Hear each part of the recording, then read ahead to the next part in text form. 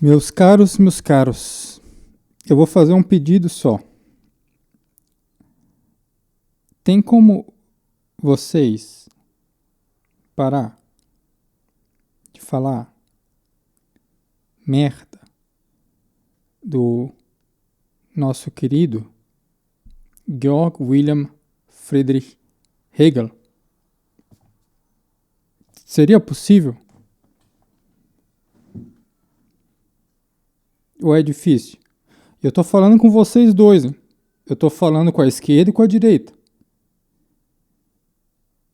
Com a esquerda já sabe, desde Marx nunca entenderam o Hegel, né?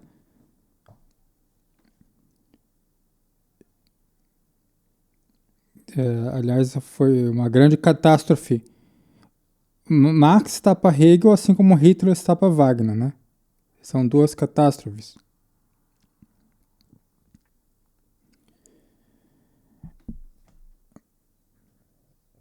Eu recentemente, acompanhando uma live do querido Flávio Morgenstern,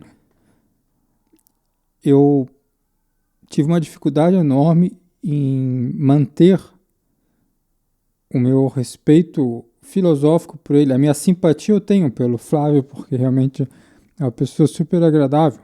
Bom, até aqui tudo bem. Mas é difícil de manter o respeito filosófico. E já com Olavo de Carvalho, já cambaleava, né? Mas ao menos o Olavo de Carvalho tinha o critério para entender os problemas do Schopenhauer, né? Agora o Flávio, ele coloca o Schopenhauer para cima do Hegel, é como se fosse colocar um leão para cima de um cachorro. Tipo assim, uma coisa completamente despolida de qualquer substância intelectual. Vamos começar pelo mais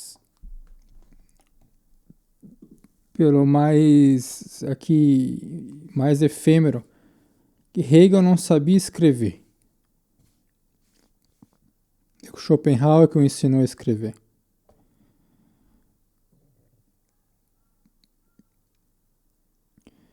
Em primeiro lugar, o Schopenhauer ele pega uma ontologia emprestado. Ele pega um pouquinho do Platão, um pouquinho do Kant, ele faz assim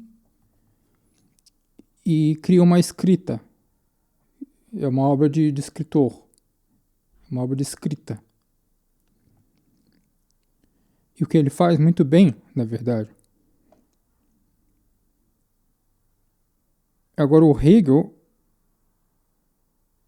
é um filósofo do fundamento, ele é um filósofo da ontologia, do método. O Hegel entra a fundo nas oposições e nos conflitos.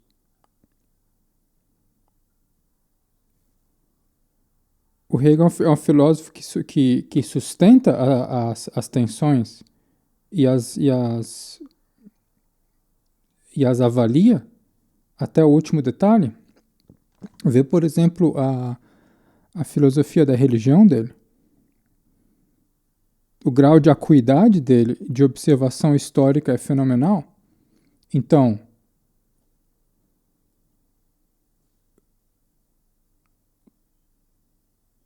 tu vai expressar isso no alemão daquela época versus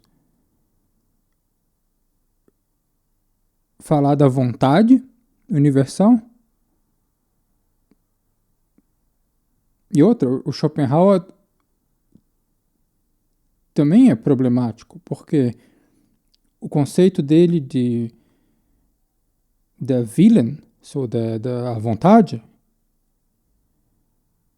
é completamente torto. Porque ele ficou sem palavras. Ele deveria usar o absoluto. Mas o absoluto já estava alugado por Hegel, o termo. Porque não é nada mais do que a contraparte irracional da filosofia do Hegel. Se for para dar um resumão, é isso. E é muito mais fácil parafrasear o irracional do que ser exato com o racional, porque o racional ele está na luz, ele requer claridade,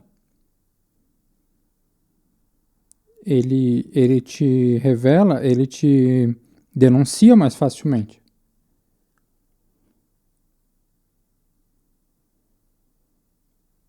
Então, se tem um mau escritor aqui, do ponto de vista filosófico, é o Schopenhauer.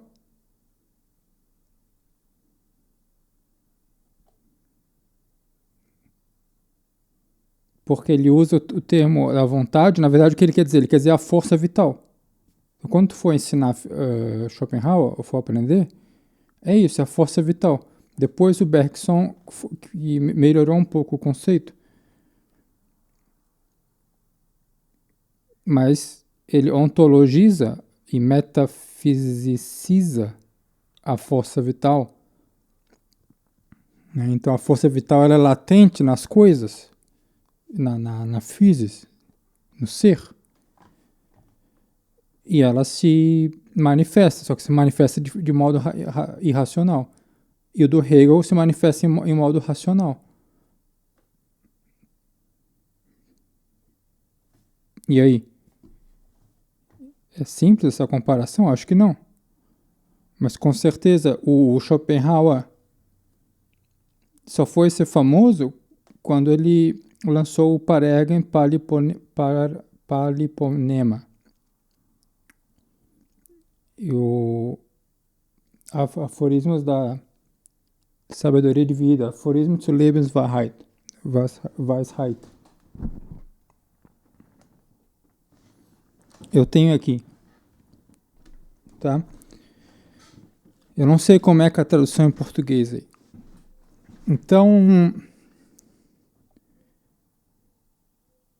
Então assim, tá, da escrita. Então, comparar as exigências de uma linguagem de ontologia com uma linguagem de velho que não come ninguém.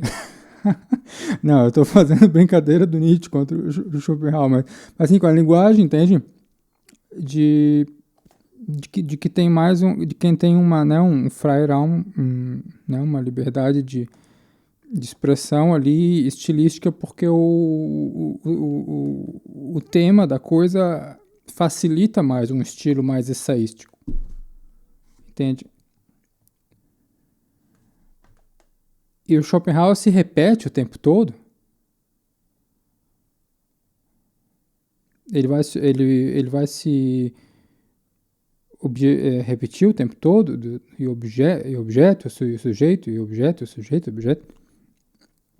E o princípios individuationes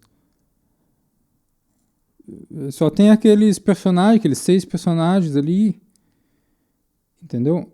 Agora o Hegel é uma saga de conceitos.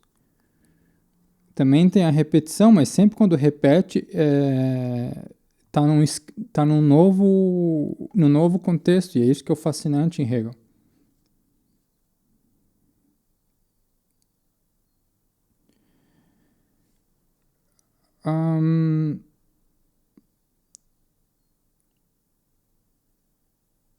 Agora vamos um pouco mais para a filosofia. O Hegel diz o seguinte: Was vernünftig ist, das ist wirklich. Und was wirklich ist, das ist vernünftig.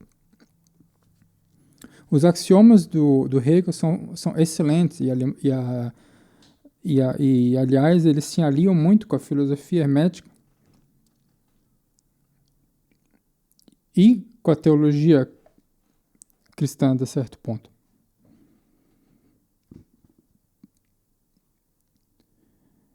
Ele diz, das Wahre ist das Ganze aber ist nur das durch seine Entwicklung sich vollendende Wesen. O verdadeiro é o todo. E o todo no entanto,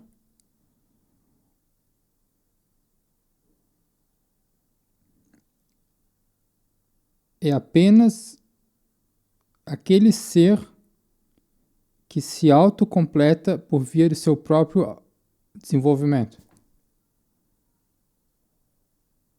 Nur das durch seine Entwicklung sich vollendende Wesen. Frase ruim de traduzir em português, né? Que é invertido.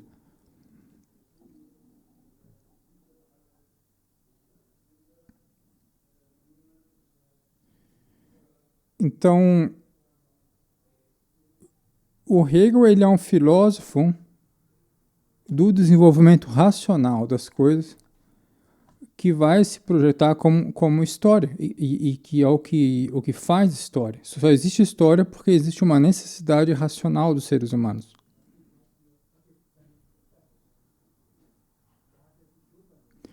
O Schopenhauer, no entanto, ele é o filósofo exatamente do contrário, da manifestação do irracional.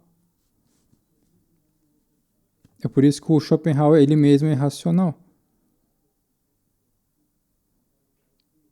Porque quando chega o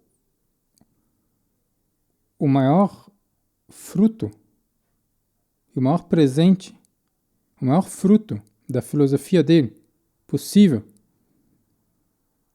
a concretização da filosofia dele na música, que é a música de Wagner,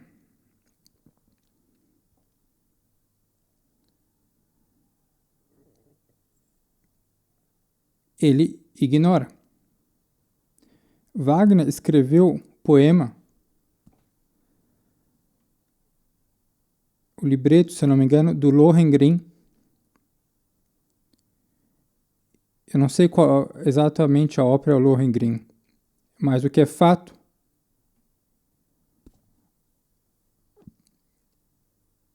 é que logo depois de ler a obra principal de Schopenhauer, O Mundo como Vontade e Representação, na Suíça, em 1857, eu acho, ou 59,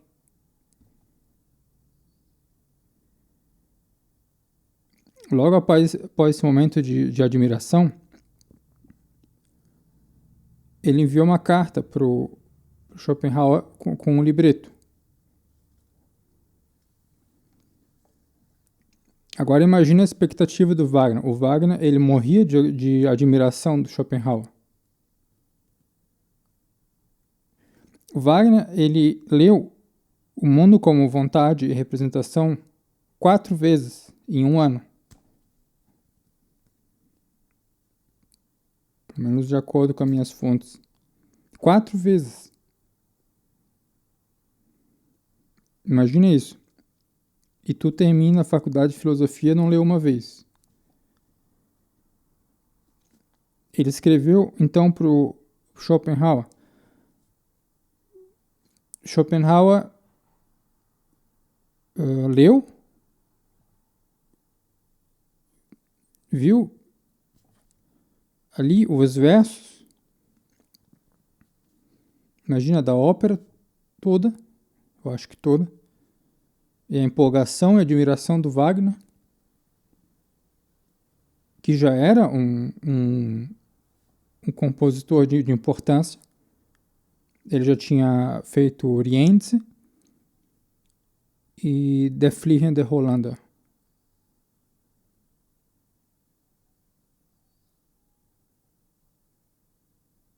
Eu não sei a tradução em português. Então ele já era alguém. Ele já era amigo de Liszt e Wagner. E trocava carta com Liszt. Então, este Wagner escreve ao Schopenhauer. É o que o Schopenhauer faz. Nunca responde. Ele comentou com um amigo, falando que é melhor como músico e como poeta, tipo assim. E é por isso que a gente sabe do resultado dessa interação, senão nunca saberíamos.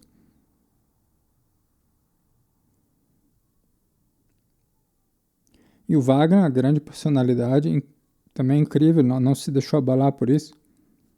Continuou admirando Schopenhauer.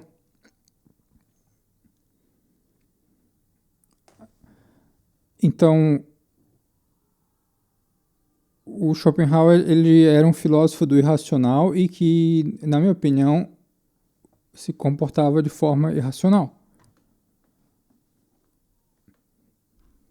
Porque ele fala, na filosofia dele toda, ele fala que a música é a única arte que é a própria expressão da vontade e a própria negação da vontade na forma mais pura. A música é a sese máxima, né, da força vital. E Wagner é o compositor que faz exatamente isto, ou que ao menos almeja fazer exatamente isto, e compõe a ópera mais importante do século e uma das obras de maior impacto em toda a história da música, baseado nesta filosofia deste filósofo que o ignorou.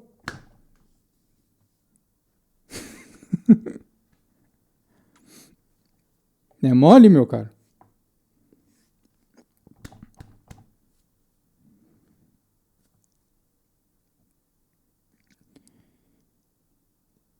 Então, essa é a diferença. Agora, o Hegel,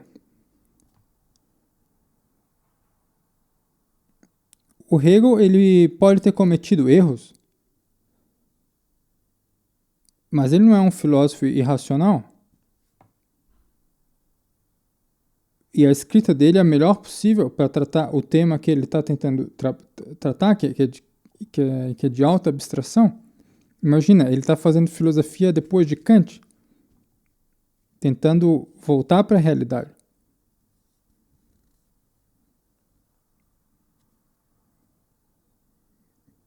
É só na categoria do espírito objetivo que ele consegue voltar para a realidade. E é nessa categoria que ele vê um certo otimismo, que era o otimismo do Wagner antes. Mas o Wagner deu com a cara na parede dele. E daí entrou numa era mais pessimista. Depois do vacilo do espírito revolucionário, do optimismo revolucionário. Então, o Hegel, ele pode ter cometido erros, mas dizer como o Flávio Morgenstern disse nessa live, que é o filósofo mais errado que tem da história toda, porra.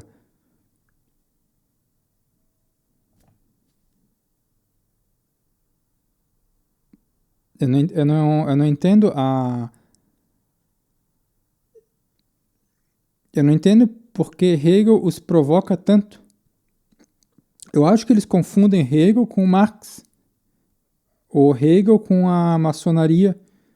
Eu acho que eles confundem Hegel com Adorno.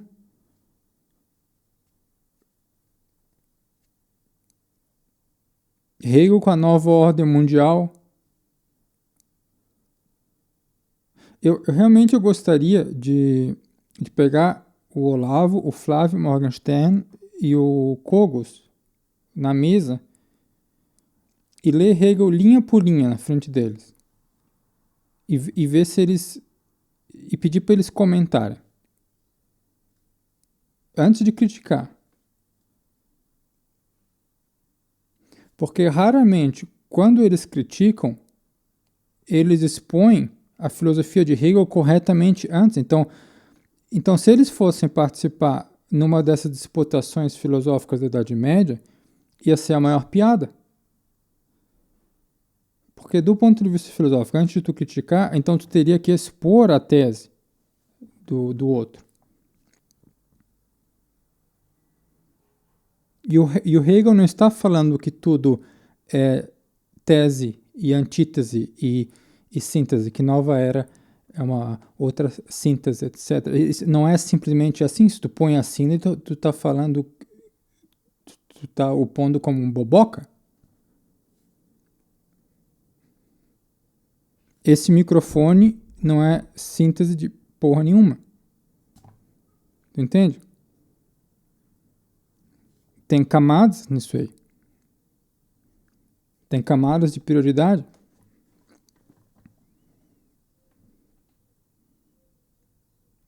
É difícil? É difícil. Mas os axiomas do Hegel são bem poderosos. Der Geist ist diese Kraft nur, indem dem Negativen ins Angesicht schaut, bei ihm verweilt. O espírito só é essa força ao olhar o negativo face a face e permanecer junto a ele.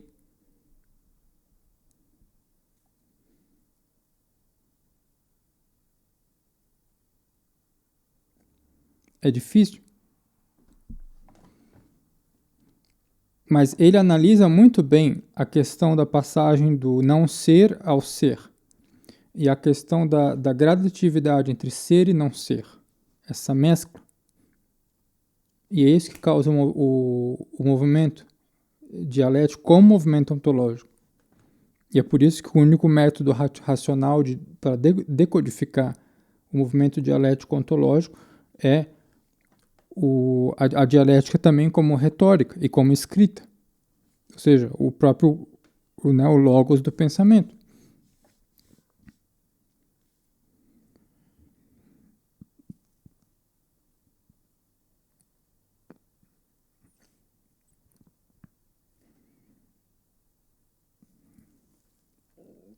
O Hegel está preocupado em ver a história toda como um todo. Ele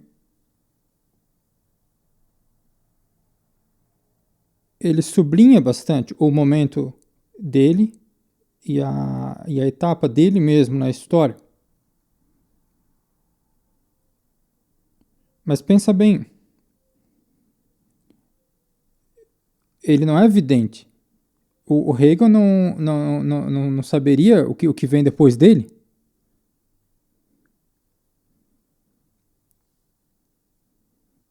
E a outra coisa é uma conclusão também bem coerente. Por exemplo, se é ele que está se dando consciência disto tudo, e se o movimento básico do espírito é a autoconsciência no conceito, e se é ele que está formando o conceito, é óbvio que ele é a síntese máxima até então.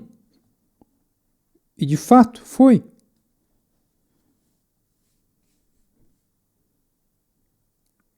Não quer dizer que a história acaba nele, óbvio.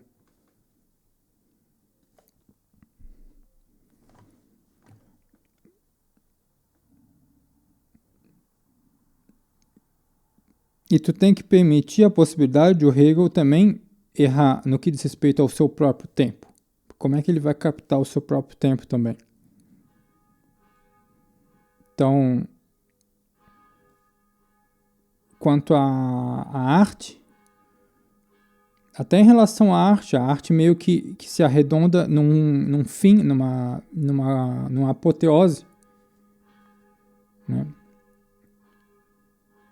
Mas ele estava certo.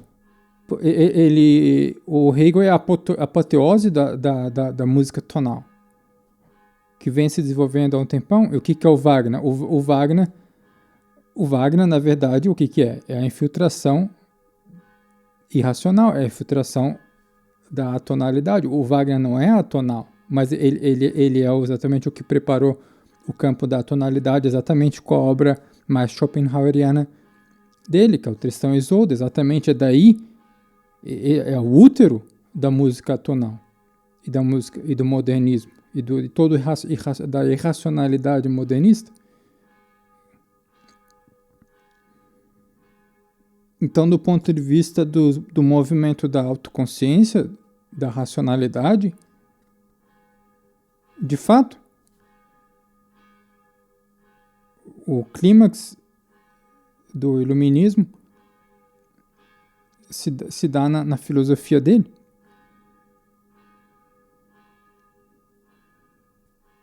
Agora, e depois disso? Daí também acho, é um mistério.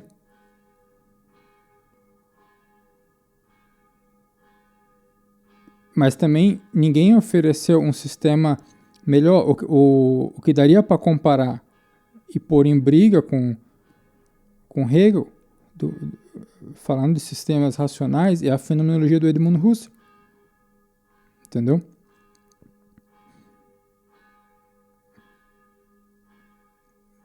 É um outro método muito poderoso que, aliás,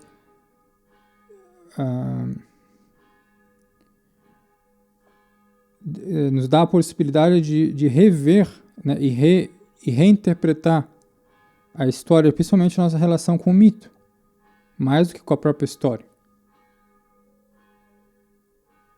Basicamente, a fenomenologia nos permite a racionalizar o irracional. É isso que a fenomenologia nos permite. E por isso que ela é tão afim da psicanálise. Pô, como esse sino é alto, né?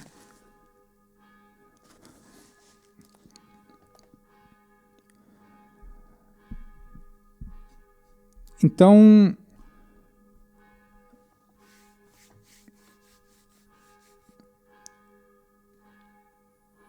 eu vou terminar aqui. Eu acho que isso já deu, eu acho que já deu para entender bem. Bom, agora o sino parou de bater. O sino me incomodou, me fez lembrar até do Brasil. Isso tem barulho. Eu acho que isso é o suco do que eu quero dizer. Eu acho que já deu para entender. Então, quanto à escrita não faz sentido, quanto à argumentação, raramente eles expõem a tese, eles expõem realmente o pensamento de Hegel de forma acurada e respeitosa, antes de criticar. E a outra coisa é essa interpretação da dialética, que acaba sendo muito simplificada e acaba fugindo do que o Hegel via como uma conjuntura muito mais complexa. Então cria-se um espantalho da filosofia do Hegel.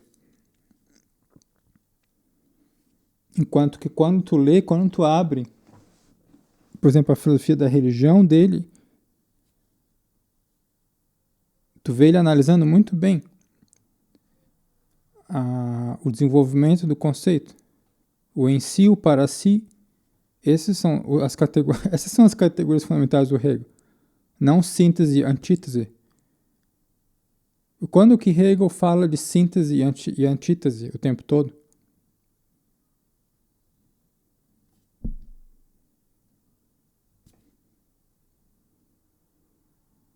Esse que é o problema. Tem alguma citação de Hegel tratando de síntese e antítese que seja tão importante quanto essas que eu dei aqui? E eu ainda não trouxe nenhuma aqui das categorias do em si, do para si e do por si.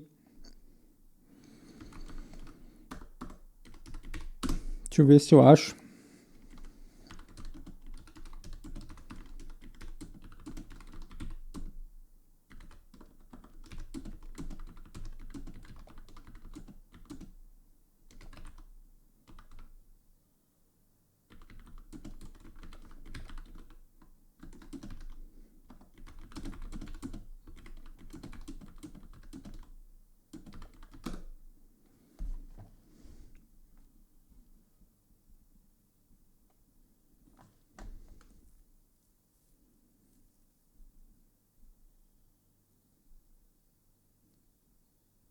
O termo mais importante que ele tem é o da superação, é o Aufheben.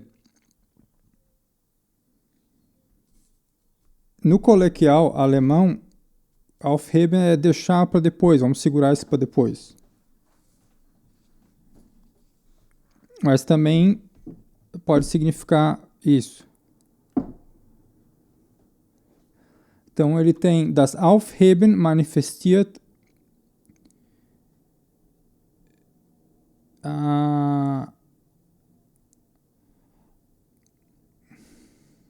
deixa eu achar aqui.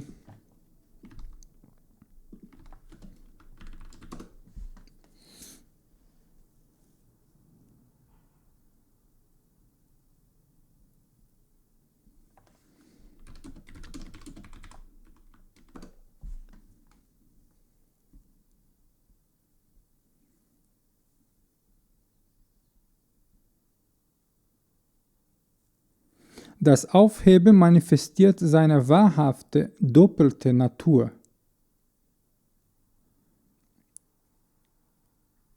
Es ist ein Negieren, welches zugleich aufbewahrt.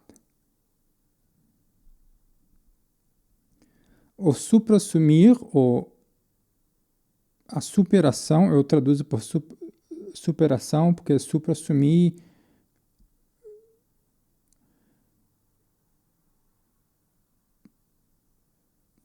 eu não gosto da tradução que soa estranho, que soa misterioso, principalmente no Brasil.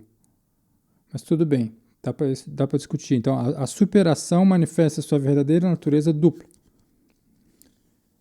É um negar que, ao mesmo tempo, preserva.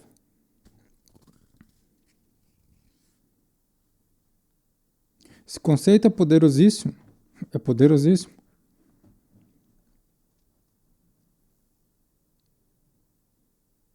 Por exemplo, o próprio Wagner. É isso que ele fez. O que fez Wagner grande? Ele nega a música tonal. Mas ele não nega por negar. Não é dialética negativa do Adorno. Ele nega para superar.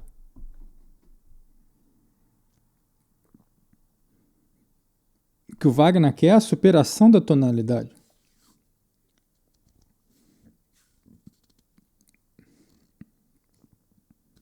Porque a tonalidade é o fechado, e ele quer o aberto. Aqui eu estou falando da tonalidade triádica.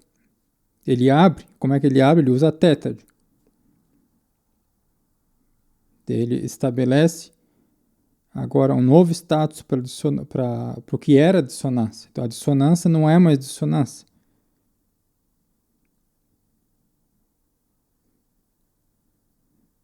Antes tinha as 3 notas da tríade, daí a quarta é uma nota estranha, que tu tem que resolver. O Wagner diz, não, essa nota aqui, ela é integrada. Agora o meu centro de harmonia ele é baseado em 4. Mas por muito tempo, qualquer uma dessas notas agora pode ser a nova dissonância. Então essa é a ambiguidade com que ele joga. Isso ele chama de transmutação. Aliás, é um termo que mesmo na teoria musical é completamente raro de se ouvir. Mas ele mesmo escreveu explicando, porra.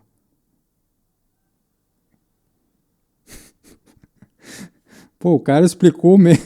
Pô, vai lá e lê, né? Mas a gente vive nesse mundo burro, né? Fazer o quê?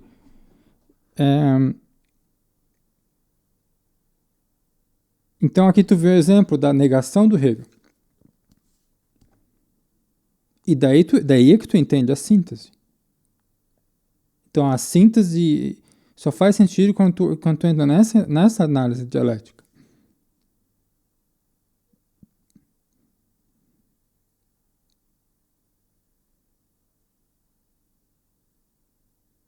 Agora, uma dificuldade em Hegel é se a síntese também não é tese, e se a tese não é síntese, daí vira uma confusão.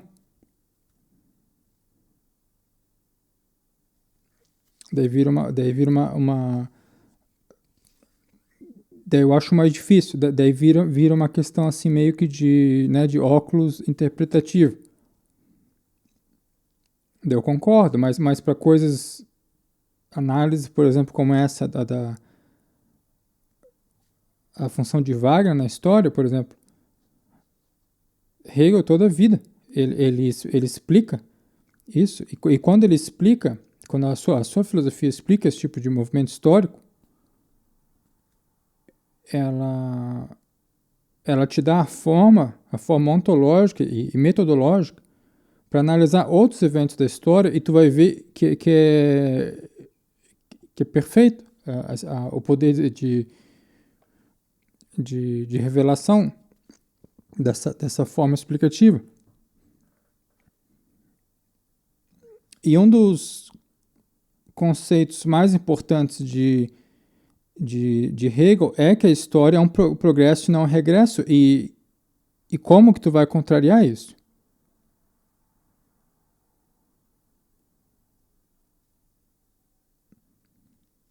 Quando a história é um progresso da autoconsciência do espírito, isso não quer dizer que a tua vida é melhor cada dia que passa. E é isso que o Flávio Morgenstern criticou na live, onde ele pergunta se o passado não seria melhor que agora do que o presente, etc. Mas não entendeu porra nenhuma.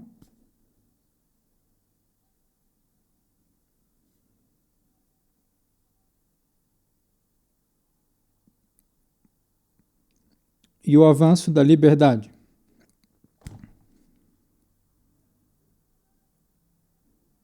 Bom, nos anos 90 a gente atingiu o pico de liberdade. Do ponto de vista do espírito objetivo, pô, quer mais liberdade que isso? Ou tu pode falar o que tu quiser, tu pode ser gay, tu pode ser, do ponto de vista da estrutura burocrática, tinha um alto grau de liberdade. Está consumado? Não está consumado. No Oriente Médio sempre foi a mesma merda. Tipo, no Irã não estava bom.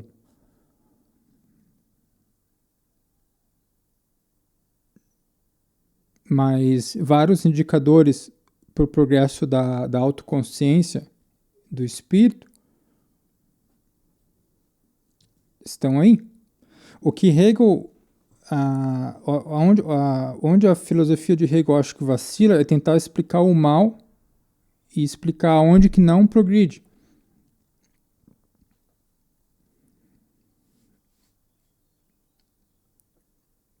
Daí eu teria que ver. Mas vai comparar isso do que a filosofia do Deus bom do Paulo Cogos? Dá de 10 a 0. Por que o Deus bom do Paulo Cogos permitiu o atentado de 11 de setembro? E o Charlie Kirk, que morreu tentando entrar em diálogo a favor da verdade? E as meninas lá que morreram no Irã agora em fevereiro? Só tentando protestar para ter internet. E poder rezar e ser católico.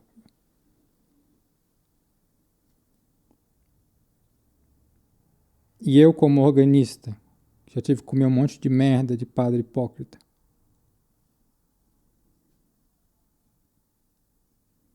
Tocando com a minha maior fé possível.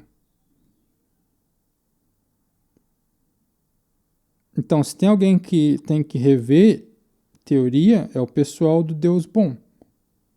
Com Deus bom, eu estou falando do Deus transacional. O Deus tipo banco, né? Bancário, né? Eu chego, eu peço, ele dá. E o Jesus transacional também. Porque se tem uma transação com Deus e com Jesus, ela é de outro tipo. E ela não está havendo. E os católicos não estão a compreendendo. Os católicos não estão compreendendo os deveres e desafios do verdadeiro ritual.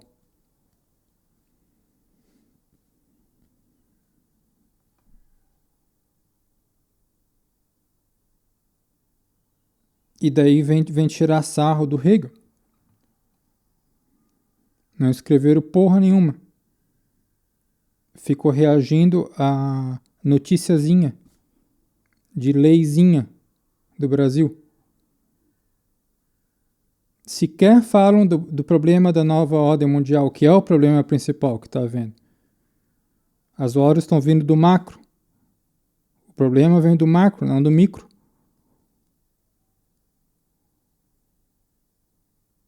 Não é o Lula que está estragando o mundo, é o mundo que está permitindo haver um Lula. E a mesma coisa com o Bolsonaro. É o mundo que está permitindo uma situação onde o melhor que podemos ter é um Bolsonaro. Um cara com boa intenção aqui e ali, mas infelizmente fraco.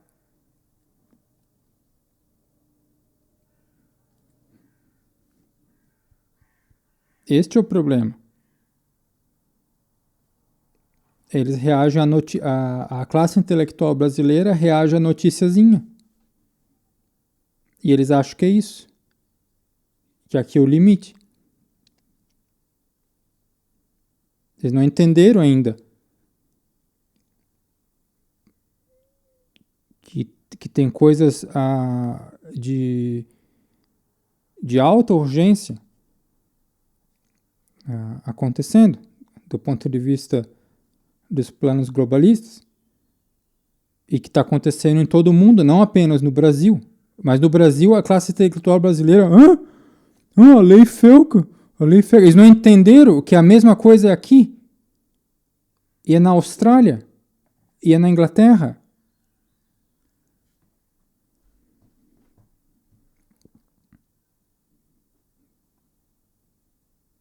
É uma falta de percepção da conjuntura das coisas. É um espírito reativo. É o espírito dos animais. Só reage o que está na frente. Microfone. Tipo, a casa está pegando fogo e eu estou distraído com o microfone, o som está ruim. É nesse espírito que anda a classe intelectual brasileira. E eu fico às vezes preocupado porque, se Flávio Morgenstern, Paulo Cogos e quem mais daí se esforçando, a Bruna Torley, se eles formam a referência intelectual aí da zona de esperança, daí fica difícil. Daí de vez em quando aparece um lá, eu vou provar que o nada existe. Daí aparece um desesperado, né? O libertário lá, o Porto, né? Daí vem um desesperado, né? Fazendo youtubismo. Nando Moura já foi pro saco há muito tempo, né? Só reação e é só ficar brabo. Daí de vez em quando vem um estudantezinho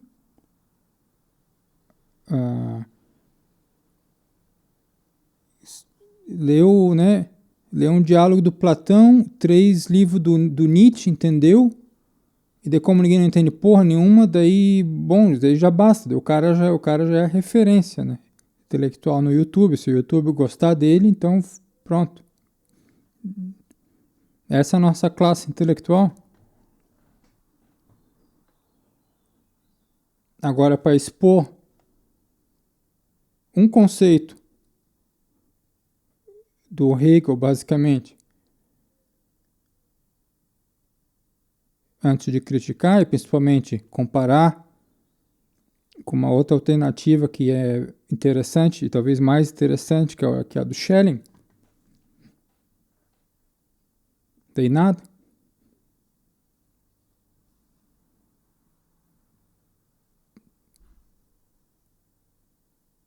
Ficou complicado.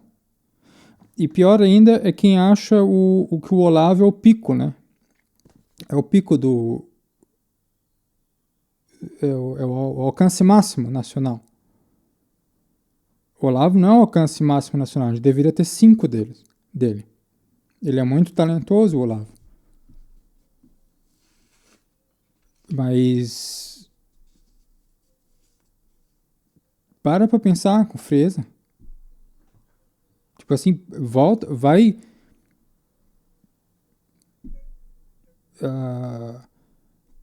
porra, cara. Entende? O pessoal perdeu o senso de valoração das coisas, entendeu? O que o Olavo conseguiu? Ele conseguiu um comentário original do Aristóteles, um comentário interpretativo original, uma síntese crítica conservadora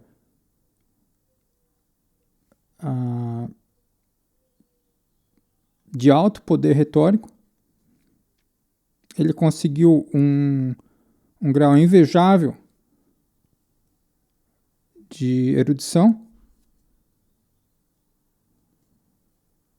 Ele alcançou uma técnica filosófica desejável, principalmente quando no que diz respeito a objetar sistemas filosóficos. Então ele tem um senso de história da filosofia muito crítico, muito bom nesse sentido, né? Porque ele pega o Descartes, ele consegue, ele objeta o Descartes, ele vê onde é que está o ponto fraco, deu Kant, etc.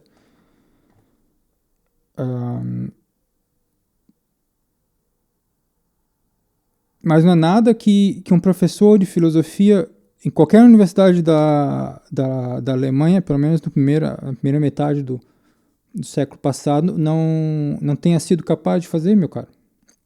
Entendeu? Então, assim, sem querer rebaixar a importância do Olavo, eu quero mostrar que isso tudo aí tá uma palhaçada. Entendeu? Agora, quem é que vai parar e usar da sua influência digital e dizer, o Hegel, ele pensava isso da história. O Hegel, ele pensava isso da arte. O Hegel, ele tem essa interpretação fascinante de Cristo. O Hegel ele tem o conceito de direito mais poderoso que a filosofia já articulou.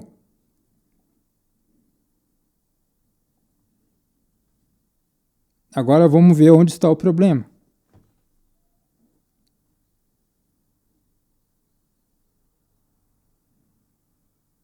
Entendeu? É assim que se faz. Agora vamos ver na próxima aula onde está o problema.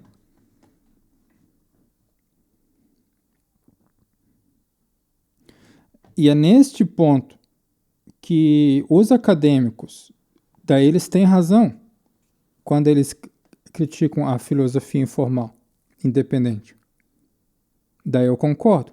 Pode ser esquerdista, pode ser tudo, mas daí os esquerdistas então estão fazendo mais certo. Com o estilo metodológico, burocrático, estão fazendo melhor. Porque se tu vem com toda essa panca da erudição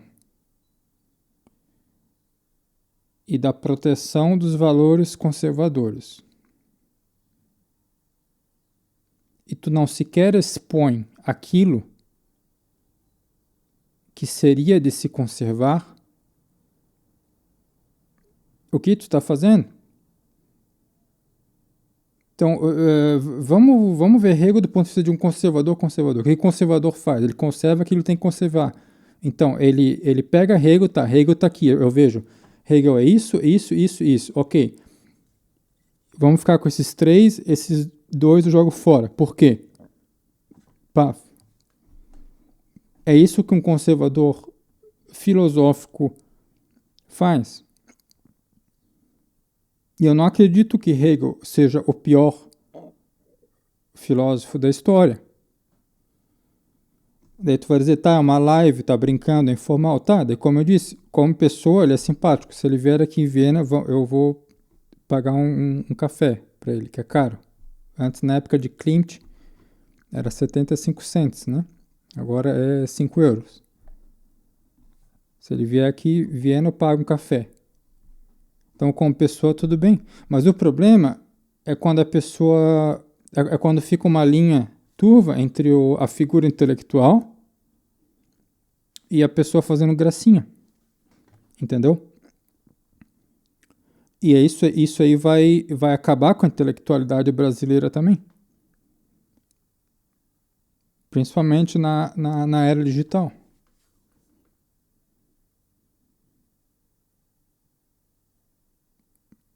Quando a coisa aperta no lado no filosófico, daí a pessoa volta para o informal para fazer gracinha.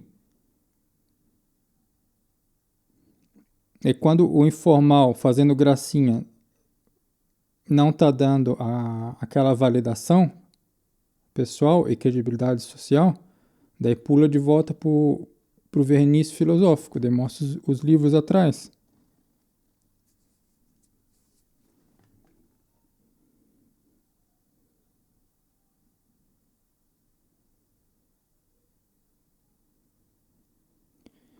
Bom, já deu para entender, então vamos terminar por aqui. Eu vou fazer só um pedido. Tem como parar a falar merda de Hegel, por favor? Não é porque não pode criticar. Eu estou louco para ver uma boa crítica de Hegel. Tu entende? O problema, eu quero entender os pontos fracos de Hegel de fato. Mas não com retóricazinha de bar. Eu quero que tu me abra uma página e diga, ó, aqui, ó, ele está falando asneira. Por exemplo, Schopenhauer, quando ele fala da vontade, ele está falando asneira, porque vontade tem um eu. Mas ele não atribui nenhum eu universal ao cosmos, que seria Deus de novo. Então é um conceito completamente errôneo. Ele deveria falar a força vital latente na matéria bruta, ou no ser enquanto tal. Daí ele vai ter que explicar como é que essa força vital se expressa no real apenas pela via racional e não pelo racional. Em que momento Schopenhauer nega ou objeta de forma válida a frase de Hegel que o que é racional é efetivo e o que é efetivo é racional, o que é racional é real, o que é real é racional, na filosofia do direito. Ou quando que ele objeta o verdadeiro é o todo, mas o todo é somente a essência que se completa mediante o seu desenvolvimento. O todo é somente a essência que se completa mediante o seu desenvolvimento. Então, por que essa realização da vontade, ela não é uma realização racional, que entra em conflitos de oposições dialéticas que se manifestam no movimento do conceito?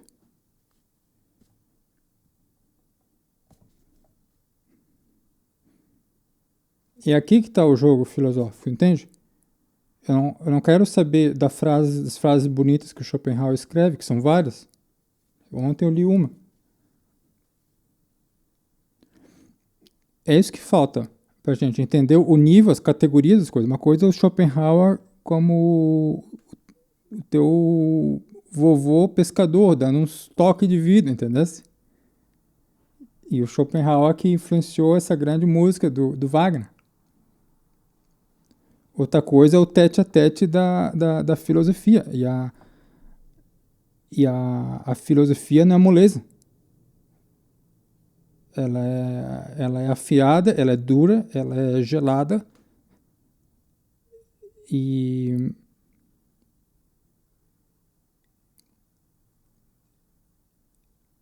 ela é gnadenlos, ou seja, ela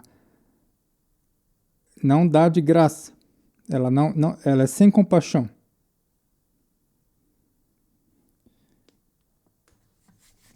A filosofia ela não tem compaixão quando ela está realmente em ação. Entendeu? Então é isso. Obrigado por assistir. Por favor, lembra de dar um like para promover este canal tão ilhado quanto o crânio do próprio Schopenhauer era, por vários anos, por 20 anos, completamente desconhecido, até ele lançar o seu livro Pop, com aforismos. Então, até então, ele não era porra nenhuma. Bom, alguma coisa ele era porque o livro dele chegou ao Wagner, né? A obra principal dele. Mas não tanto como Hegel. E Schopenhauer se ocupava falando de Hegel, mas Hegel nem perdia tempo tratando de Schopenhauer, mas tudo bem. Então é isso. Obrigado e até mais. Tchau, tchau.